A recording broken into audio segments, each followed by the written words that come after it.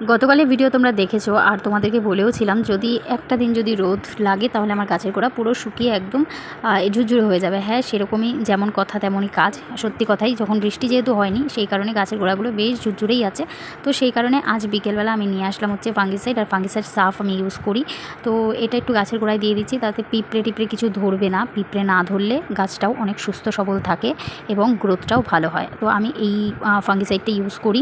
তোমরা কি fungicide use করো একটু আমাকে কমেন্ট করে জানিও। তো যাই হোক, আজকে এই পর্যন্তই থাকবে। তো ঠাকুরের কাছে প্রে করি যেন আর দুটো দিন একটু বৃষ্টি যদি না হয় তাহলে আমার গাছগুলো একটুখানি ভালো হয়ে যাবে, নইলে আমাকে আবার শেডের নিচে নিয়ে যেতে হবে গাছগুলোকে।